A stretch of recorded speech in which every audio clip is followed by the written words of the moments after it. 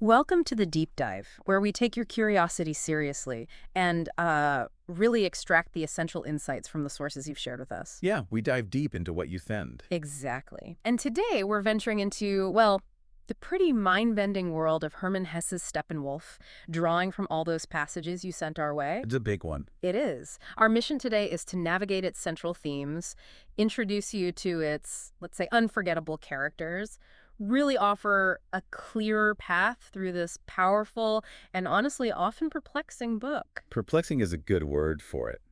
And what immediately grabs you, I think, is that first encounter the narrator has with Harry Haller. It's just such an odd, telling introduction. Oh, you mean the sniffing? Yeah, Haller rings the bell, and before any kind of formal greeting, he just sniffs the air and says, "Well, it smells good here." Right.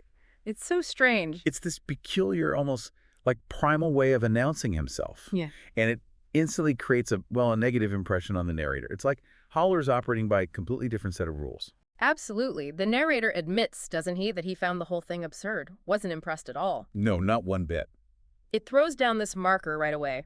Haller is out of sync, not playing by the expected social conventions, and then as they're walking up to the room, the narrator starts to piece together his appearance. Right? He's not like physically imposing, but there's something there. Yeah, fashionable overcoat, generally well-dressed, but maybe a bit worn, clean-shaven, and already showing some gray in his hair. But even his physical self seems contradictory. The narrator points out that contrast between his keen and striking profile and his weary and undecided bearing. That's fascinating, isn't it? How Hesse uses those physical details to sort of foreshadow the internal battle happening inside Haller. Exactly. It's like two opposing forces are right there, visible. And we find out later his poor health contributes to that weariness too. And then there's his, well, rather strange behavior. That peculiar smile he has looking at just ordinary things, the stairs, the walls, the old cupboards. Yeah, the narrator finds it unsettling at the time. But you get the feeling that Haller, being so disconnected, is almost observing these everyday German surroundings like they're foreign.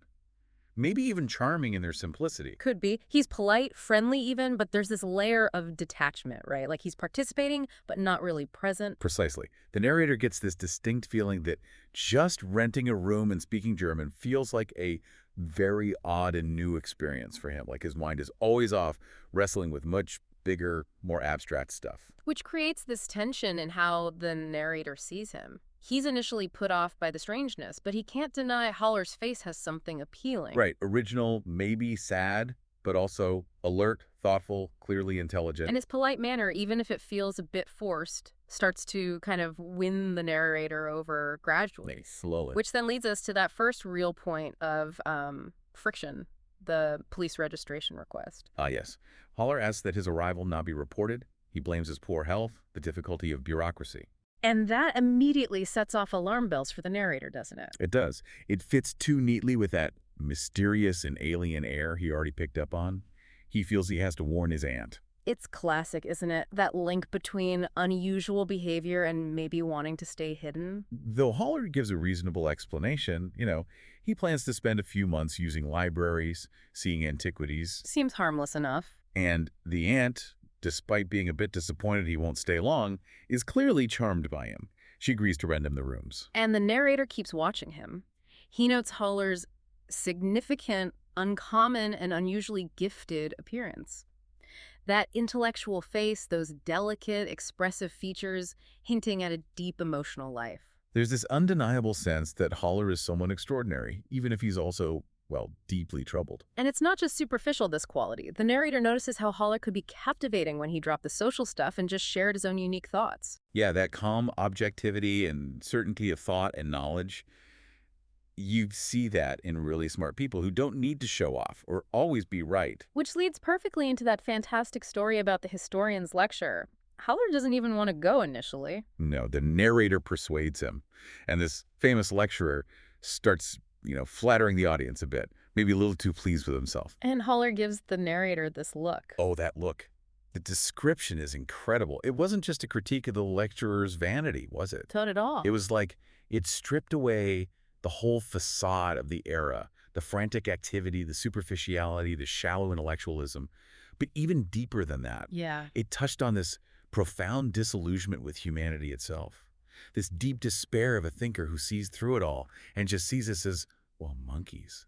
It's devastating.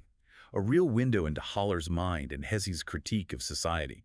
It really is powerful. It gives you such a sense of his deep-seated unhappiness with the world.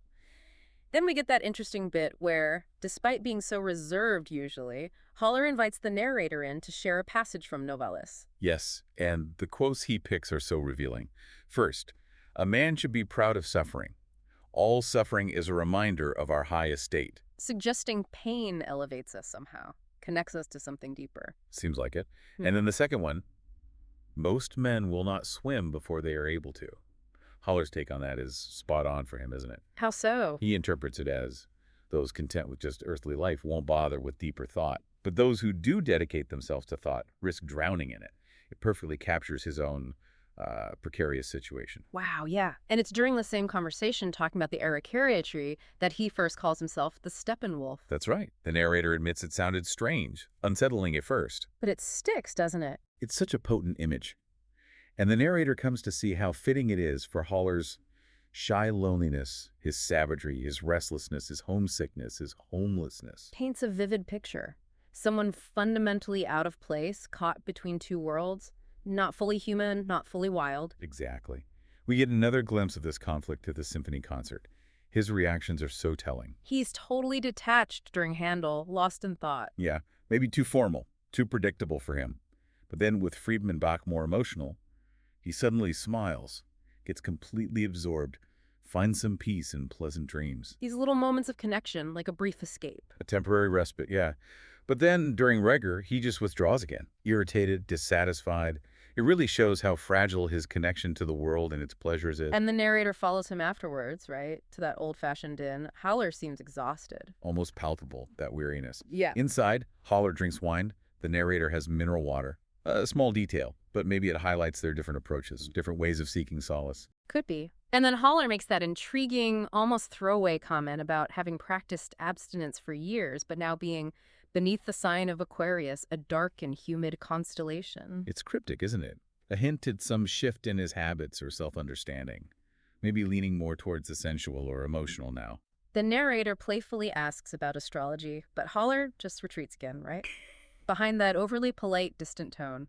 Claims he doesn't believe in it either. Yeah, he gives these little glimpses and slams the door shut. But despite all this unhappiness, the narrator reminds us there are these rare, unexpected moments, often sparked by art or music. They break down the walls he builds. Reconnect him to the world, yeah. Moments where he feels like he's glimpsing something divine, accepting everything, letting go. They don't last, but they leave behind this divine and golden track in his life, even if it's often covered by the dirt and dust of everyday living. Still, trying to find that divine track in the modern world feels almost impossible for him. He sees himself as this lone wolf, totally unable to share in the common pleasures of this stupefied humdrum age of spiritual blindness. All the focus on business, politics, superficial stuff. Exactly. His inability to understand or join in with mass enjoyments is key to his alienation. Crowded trains, hotels, cafes, big public events, they're just incomprehensible to him. He can't connect with what seems to give others pleasure or belonging. And conversely, those rare hours of intense bliss he does experience, those moments of joy and ecstasy, are seen as totally absurd by the conventional world, which raises that fundamental question. Is Haller broken, or is the world just too limited? And it reinforces why he calls himself the Steppenwolf, a creature totally out of step. And it's during one of his solitary walks, lost in thought, that he sees that familiar old stone wall he often admires. But this time, something's different. He notices a small Gothic doorway he's never seen before. Right. A subtle shift in his familiar surroundings suggests a world just beyond his usual notice. His first thought is that it's been defaced by an electric sign. Yeah, but as he gets closer, he struggles to read the faint, irregularly spaced letters, this little mystery intruding on the mundane. And then the message comes clear, for madmen only. Startling, isn't it? A hidden entrance to a realm specifically not for the ordinary. The narrator connects those flickering letters to that fleeting track of shining gold, that deep longing for an enchanted theater that speaks to him as an outsider, someone on the fringes of society, maybe even sanity. Reaching the marketplace, he sees the usual evening stuff. The orchestra, variety show, cinema, dance hall. But none of it appeals. It's all for everybody. For the conventional people he sees crowding the entrances. But despite his sadness, those dancing letters really hit him. He feels like he got a message, some recognition from another world. A glimpse of that golden track that resonates in a way normal entertainment can't. Even his reaction to jazz is complicated. Totally. He says he detests it, finds it repulsive, yet underneath, Mm. there's a secret charm. Its raw energy is somehow better than sterile academic music. Mhm. Speaks to some hidden instinct his intellect rejects. Then comes that mysterious guy selling the little book. The one with magic theater, entrance not for everybody. Anarchist evening entertainment. Yeah. Holler tries to buy something, but the man just vanishes. Leaving him with this strange object promising something beyond the ordinary. And returning to his room, his little pretense of a home, with his books and things, just highlights his isolation, doesn't it? Even surrounded by his stuff, he doesn't really belong. And this is where that central conflict, the Steppenwolf idea, becomes really clear. His view of himself as having this dual nature, part wild wolf, part civilized man. And the agonizing part is that each side constantly criticizes the other's experiences. Right. When Harry the man has a noble thought or does something kind, the wolf sneers at him for being sentimental. And when Harry gives in to his wolfish anger or cynicism, the human part condemns him as a brute. It's this relentless internal tug-of-war that defines his whole life. The narrator thinks this divided life is inevitably unpleasant, though he wonders if it's actually much worse than the unacknowledged conflicts most people have, just a heightened version of the universal struggle. And this split totally messes up his relationships. People who like the man are horrified by the wolf, and vice versa. His longing to be loved as a whole person just leads to disappointment because he can't reconcile these sides in a way others can accept. Though there are those rare, precious moments of harmony, right? When the wolf and man make peace, even support each other. The narrator wonders if those brief moments are enough to balance out all the suffering. Howler also has his own rhythms. He's a night creature, finds mornings awful, only really comes alive in the evening. Yeah, reinforces that sense of being out of step with the normal daylight world. And his need for independence is huge, almost absolute. He'd rather be poor than compromise his freedom, refuses to sell out for comfort or power. He hates routine confinement. The idea of offices, barracks, it fills him with dread. But the irony is that striving for independence leads to total isolation. Exactly. A suffocating solitude that becomes his fate, not his choice anymore. Which leads to his views on the bourgeoisie. He sees them as weak, anxious, yet somehow they persist, even seem to rule. And the contrast with the Steppenwolf is stark. Haller's highly developed individuality, which he sees as superior, actually leads towards self-destruction. He's torn between extremes, sainthood and debauchery, can't find a stable middle ground. The narrator points out that intellectuals and artists often face a similar dilemma, despising the bourgeoisie but belonging to it, often compromising. But for people like Haller, who don't quite reach tragedy but are loaded with gifts and pain, there's that third kingdom of humor. An escape. Kind of. A way to reconcile contradictions, affirm everything, even the incompatible parts. The narrator thinks humor might be a way out for Haller, though it would tie him to the bourgeois world he rejects, since humor often plays on shared human flaws. And for those outside the mainstream, like Haller, there's this sense of magic possibilities. Small things can have huge impacts. This is where that treatise on the Steppenwolf comes in, right? Challenging Haller's own simple view of himself as just wolf and man. Exactly. It argues that this binary split is a damaging oversimplification of his true, multifaceted nature. The treatise says Haller, like everyone, isn't just two selves, but hundreds, thousands even. Uses the onion analogy, lots of layers. It brings in the Buddhist idea of dismantling the illusion of a fixed personality, contrasting it with the West's effort to maintain a coherent self. So from this view, Haller's suffering comes from his limited self-understanding, like someone who can only count to 2 trying to grasp a huge number. He gives too much weight to man and wolf. Fails to see the complex tapestry inside. Yeah. The focus then shifts to true manhood, not the masses, but exceptional individuals, the kingly men, the immortals, those striving for something timeless. The treatise suggests Haller has this potential, this genius, to pursue that higher self-realization instead of getting stuck in his stupid Steppenwolf identity. Then we get those 2 contrasting portraits of Haller. First, his own calm, very melancholic, a bit self-pitying, all about loneliness and alienation. And then the second, more detached portrait by an outsider, which, even though the author claims to know less, still captures the unbearable weight of his existence, the agony of being divided. And both portraits from different angles point to the same thing. A kind of decree of death hangs over the Steppenwolf unless he undergoes a radical change.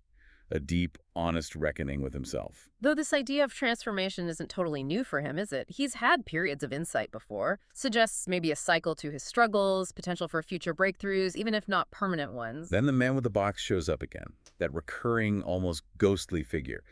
But this time he doesn't seem to recognize Haller. Adds to the feeling of shifting reality, Haller's own fluid identity. Haller's inner state is just so volatile. Rapid shifts between intense anger and this desperate, almost childlike need for connection. Is that just heightened human emotion or something specific to the Steppenwolf, this divided being? Good question. Then the unwelcome invitation to the professor's dinner. It becomes this huge internal battleground for him. Shows his aversion to social duties, the superficiality he hates, his feeling of being an outsider. While getting ready, his thoughts turn dark, right? Thinking about death, how superficial civilization is, how most people just go through the motions automatically without real desire. He feels totally outside this machine-like existence, sees its stupidity and shallowness. But he also knows he doesn't blame others for living differently. His alienation is his own thing. He sees himself on the extreme verge of life, a place where normal rules and comforts don't apply anymore. That sense of being separate is getting critical. The confrontation of the professors goes about how you'd expect. He can't connect. His critical thoughts even turn on Goethe, someone he usually admires. And his dramatic exit in a rage that's the wolf winning temporarily, isn't it? Feels like a final failure in the respectable world, a decisive break. And that leads directly to thoughts of suicide. Feeling utterly alone, hopeless, he decides to end his life that night, sees no other way out. Seeking refuge in a bar. Then the chance encounter with Hermann. Her friendly, observant look is such a contrast to his inner darkness. And her first words are so welcoming and surprisingly practical. Well, stay here then. Why can't you go home? Her immediate practical care is striking. She just takes charge quietly, wipes his glasses, offers a drink, comments directly on his appearance, gives him this no-nonsense care he hasn't had. Their first conversation, though he doesn't say much, shows he's surprised to find her charming, despite his prejudices about women like her. And she interacts exactly how he seems to need, right then, understanding, gently mocking, genuinely concerned. She takes charge, orders him food and drink, tells him to eat slowly, sip his wine, even points out how docile he is, suggesting it's been a while since he let himself obey anyone. Her insight about his dread of going home and her straightforward view on suicide versus living its remarkably direct, unsentimental, cuts right through his self-pity. She even scolds him gently for claiming he had tested life to the bottom and found nothing. Says he's too intellectual, missing the simple stuff. Her nurturing continues, making sure he eats, telling him what to do, and surprisingly, he finds relief in being ordered about after feeling so lost. They swap names, Harry and Hermione. She immediately calls Harry a childish name, maybe reflecting his vulnerability, his need for care right then. He tells her about his failed marriage, his difficult relationship with an old sweetheart, paints a picture of someone who struggles with intimacy. And Hermione's blunt response, "You must be difficult if nobody sticks to you," cuts right to the chase. He explains the trigger for his outburst at the dinner, that annoying picture of Goethe. And Hermann, amazingly, seems to understand his complex feelings about Goethe. Then his passionate defense of Mozart against the professor's long life and supposed wisdom, championing Mozart's divine music and early death. And he falls asleep, right there at the noisy cafe table. Suggests maybe he feels safe with her, or just utterly exhausted. Hermione casually asks for money, a practical, maybe slightly transactional note in their connection. They plan to meet again for dinner Tuesday, setting up the continuation of this unusual relationship. Her handshake makes an impression.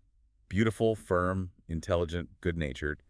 And her parting comment linking his feelings about Goethe to her own about saints is unexpectedly deep.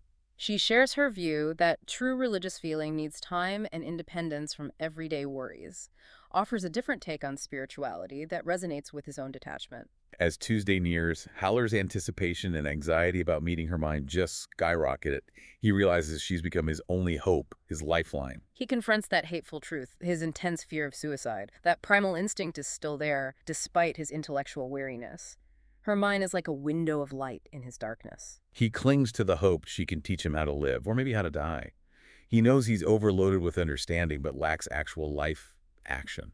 Her mind has this uncanny knack for knowing his thoughts, his feelings, like she's a mirror reflecting his insides back at him.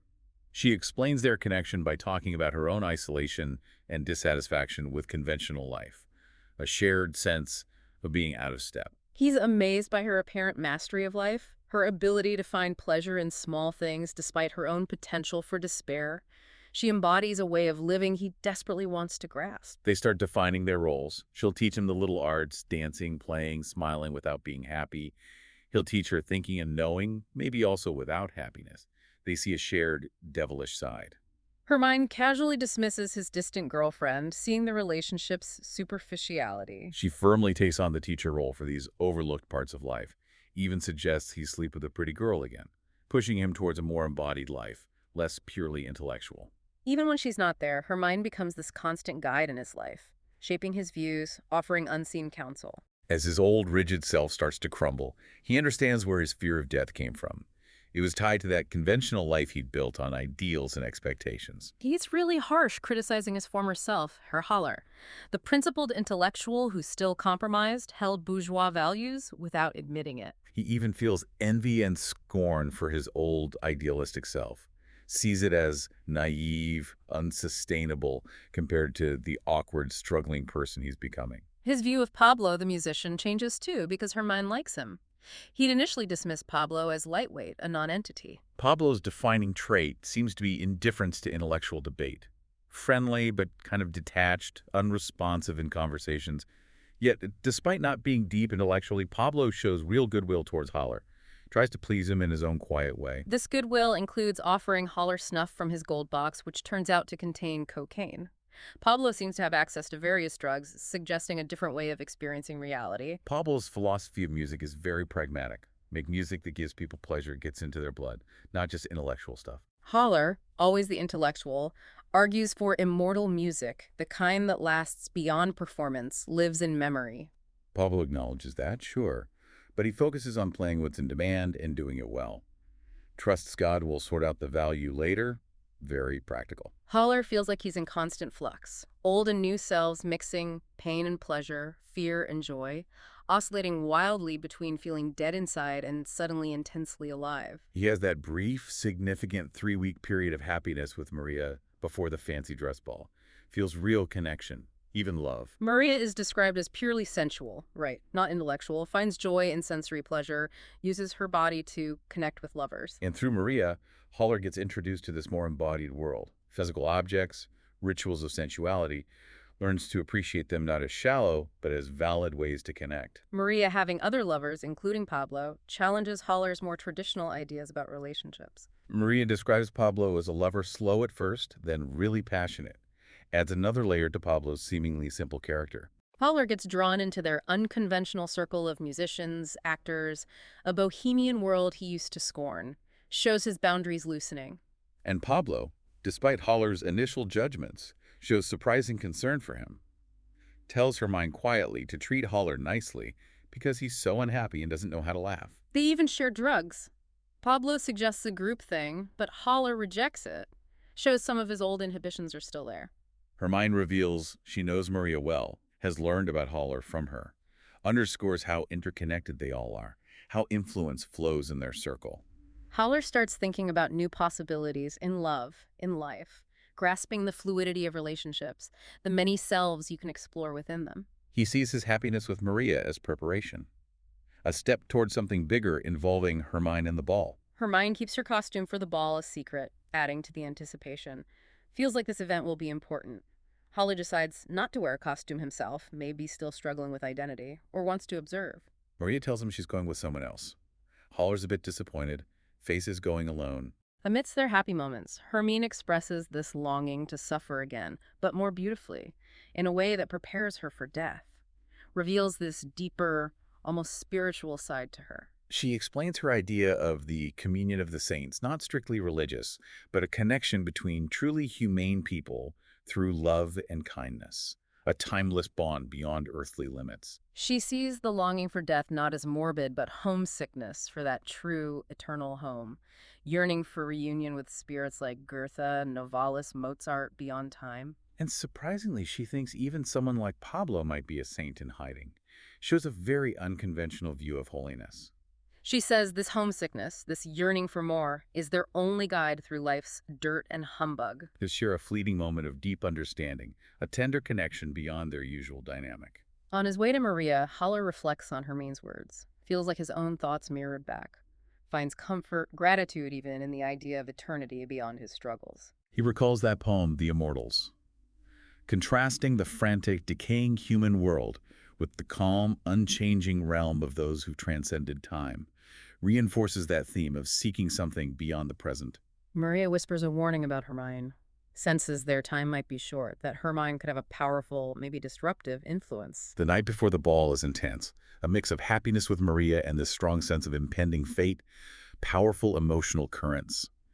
Hints from other girls suggest unusual, extravagant things are planned for the ball.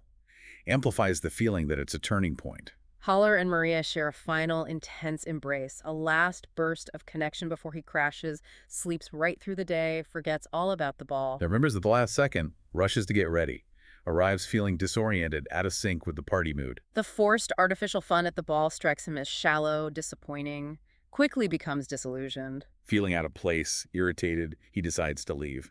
Retreats into his wolfishness, knows Hermione probably won't approve. Then, comically frustrating, his cloakroom ticket vanishes, can't get his coat, further isolates him from the departing crowd. Sees Maria again in the chaos.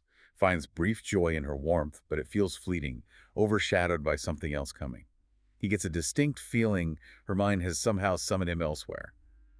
To hell, maybe metaphorically. Maria's knowing, sad farewell reinforces this. He feels pulled into a dimly lit area with feverish music, a symbolic descent into a darker, more chaotic part of the ball. Driven by this pull, he searches eagerly for Hermione among the masked dancers, suddenly realizes how subtly she's been drawing him into her complex world. Their activities together at the ball are intense, varied, deep talks, champagne, exploring corners, spying on couples. She even suggests women for him to dance with. They have this playful rivalry. The whole atmosphere feels like a surreal carnival, a game with deeper symbolic meanings just below the surface. There's that brief, memorable scene with the tragic girl being comforted by Herman, a reminder of the sadness lurking even in celebration. The pervasive sound of the dancing crowd creates this dreamlike, disorienting feeling, blurs reality and illusion. Eventually, they're the last ones left in the building, adds to the sense of a significant turning point in their lives. Strange noises break the silence. A door banging, glass breaking, fading laughter, cars starting. And then, most disturbingly, that super clear, chilling laugh from nowhere specific. He wakes up in a round room, bathed in blue light, feels rarefied, weightless, makes him question reality. Are Hermine and Pablo real, or just projections of his own fractured mind? Pablo, usually quiet, suddenly talks a lot, friendly. Further blurs the line between external reality and internal projection. Pablo shows Haller a cloudy mirror. It reflects his uneasy, tormented self with the wolf struggling inside the human form, a powerful visual of his conflict. Shows him another mirror, same indistinct, unsettling reflection of his divided self. Pablo tells him to greet this disturbing reflection with a hearty laugh. It's step one in learning true humor, which begins, Pablo says, when you stop taking yourself so seriously. Haller feels this sudden inner convulsion, sharp pain, then relief, and an uncontrollable urge to laugh, a potential breakthrough. Unexpectedly, his childhood friend Gustav appears in this surreal space, a jarring bit of familiarity. Gustav greets him with his old mocking snort. Instantly, he takes Haller back to their youth. Then this bizarre, reckless sequence. They drive a car off a cliff. Gustav casually says, "Aim at the chauffeur." Starts this descent into irrational violence. They start shooting at passing cars. Haller feels a flicker of remorse over a woman in a blue veil, a trace of his old morals. Gustav shows no concern for the victims, darkly jokes it's the least painful solution to the world's problems, highlights the slide into nihilistic absurdity. They grimly dump the bodies. Gustav justifies it. Too many men in the world. Sees violence as childish, but a way to eliminate the intolerable. Chillingly casual. Haller starts philosophizing about the dangers of overstrained reason, the appeal of simple ideologies. He even thinks madmen like us might be needed to ennoble humanity, a disturbing intellectual twist. Gustav cuts him off, tells him to reload, pragmatic, focused only on continuing the violence. They encounter a survivor, a big guy who attacks them. They shoot him too, escalating brutality. An eerie silence falls on the road. News must have spread. They see a lone man scavenging from the wrecks below. But Haller finds he can't shoot the harmless scavenger. A flicker of humanity refuses to die. Then he sees inscriptions on the magic theater walls. Bizarre, enticing promises. Delightful suicide. Do you want to be all spirit? Compendium of art. Transformation from time into space by means of music. Guidance in the building up of the personality. A figure called the Player asks Haller for his pieces, the fragments of his broken personality, to start a game. Looking in another mirror, Haller sees his self shattered into many small entities, like game pieces. The player skillfully arranges these selves on a board, creating a mini-world with its own relationships, conflicts, alliances. Then, swiftly, the player sweeps it away and rearranges the pieces into new configurations. Different games, altered relationships, shows how fluid identity is. The player explains this is the art of life. Developing and animating your own internal game, embracing your multiplicity. He links madness, in a higher sense, to wisdom and schizomania to art and fantasy, referencing Prince Wonderhorn. The player encourages Haller to take his pieces, find pleasure in the interplay, see how perspectives on different parts of himself can change. Opening another door, Haller feels fear, repression from his past life, a powerful reminder of the constraints he tried to escape. He sees a disturbing scene. A man looking like himself leaves a large, skinny wolf on a leash. The wolf performs demeaning tricks, humiliated. The wolf, his symbol of instinct, bares its teeth at a rabbit and lamb but doesn't attack, obeys commands, natural urges suppressed. Haller is shocked by how completely the wolf has betrayed its nature, submitting to conformity, stifling its wild spirit. Then he's transported back to a vivid childhood memory, a specific Sunday, encountering a girl named Rosa. But this time, empowered, he acts on his feelings, speaks to Rosa. She responds positively. A different outcome from the original memory. He relives all his past loves, but under happier circumstances, finally able to give and receive love in ways he couldn't before. This idyllic scene shatters with the ominous music from Don Giovanni the Stone Guest's arrival, symbolizing judgment, consequences. Mozart appears, in modern clothes, laughing mischievously, busy with some complex apparatus and instruments. Haller comments on the contrast between Wagner and Brahms.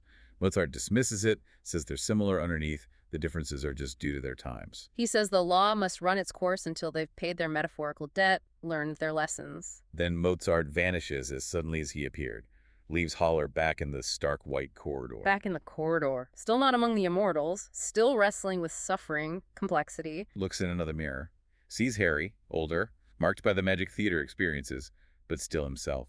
He reflects on all he seemingly experienced: philosophy, music, war, love, meeting great figures. Yet he still feels trapped by reality somehow. He remembers the blade in his pocket, a final escape route, if he loses his chess man, his will to play life's game. He spits at his reflection, bitter taste of life, violent self-rejection. Scans the magic theater doors again. Now they're blank, no announcements.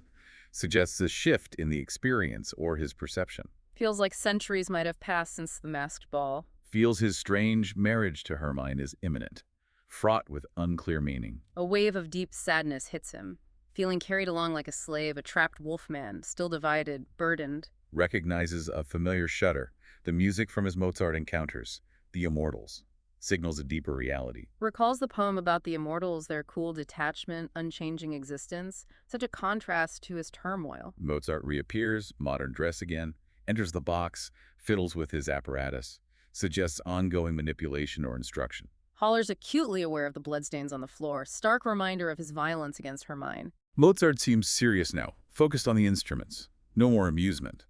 Maybe judgment. Haller breaks down in despair, self-loathing, calls himself a stupid beast, admits Mozart was right. Tries to rationalize Hermann's death, claims it was her wish, a desperate attempt to ease his guilt. Mozart responds with silent, knowing laughter, mocks his self-deception, his failure to understand Hermann. Haller realizes how much he projected his own ideas onto Hermann, assumed her thoughts mirrored his, even wanting to die by his hand. Starts questioning why he killed her then, when he saw her with another. Mozart asks sharply, "Had this beautiful girl really nothing to desire of you but the stab of a knife?"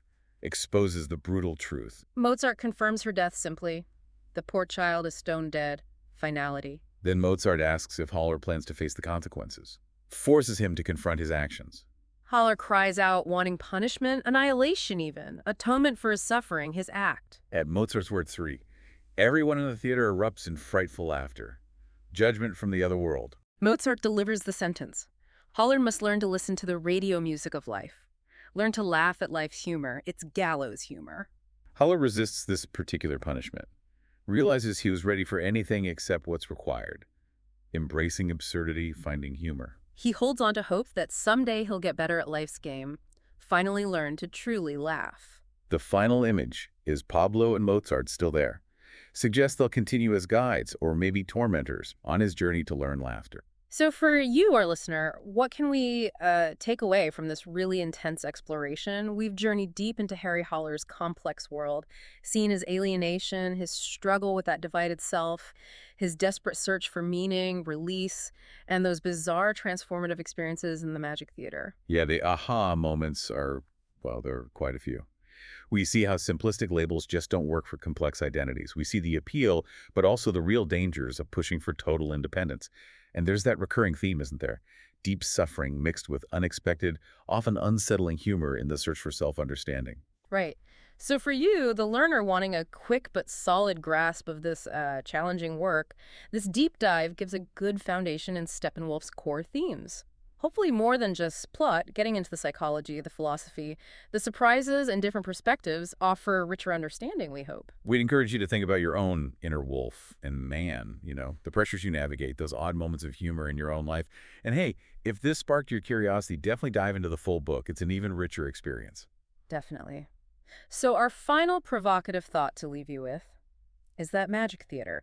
Haller enters maybe a metaphor for the complex, often baffling landscape inside our own minds, a place where identity is fluid, reality and illusion blur. And if it is, what does that imply about our own, perhaps equally surreal, journeys of self-discovery? Something to chew on.